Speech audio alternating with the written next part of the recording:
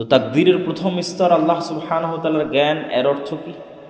এর অর্থ হচ্ছে আল্লাহ সুবহানাহু ওয়া তাআলা কলমকে লিখতে বলেছেন। 50,000 বছর পূর্বে তাকদীর লেখা হয়েছে।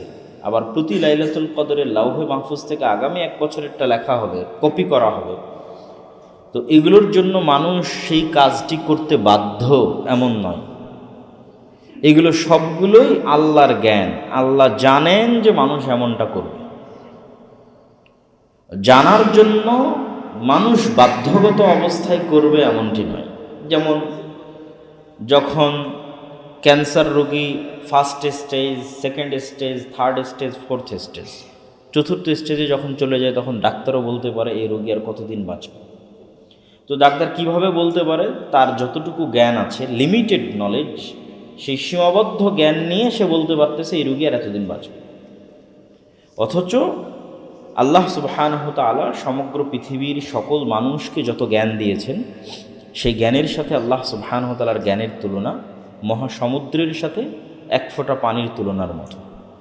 তাহলে সমগ্র পৃথিবীর মানুষকে যে এক ফোঁটা জ্ঞান বন্টন করে দেওয়া আছে, সেই জ্ঞানের একটা ন্যূনতম অংশ ব্যবহার করে একটা ডাক্তার বলে দিচ্ছে যে এই ব্যক্তি আর এতদিনের মধ্যে, আর 6 উইক, 6 সপ্তাহ অথবা 7 সপ্তাহের মধ্যে মারা যাবে। অথবা বিজ্ঞানীরা বলতে পারতেছে আজকে বৃষ্টি হতে পারে অথবা নাও হতে পারে।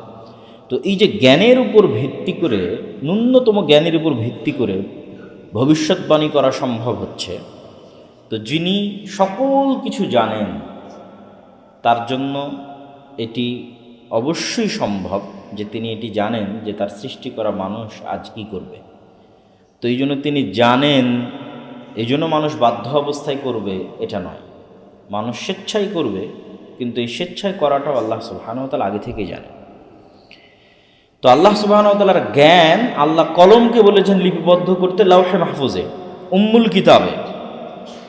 আর এই উম্মুল কিতাব থেকে কপি হবে লাইলাতুল কদরের রাতে আগামী 1 বছরেরটা, যার বিস্তারিত বিবরণ বহু তাফসিরে আব্দুল্লাহ বিন আব্বাস এবং অন্যান্য সাহাবী থেকে উল্লেখ করা আছে।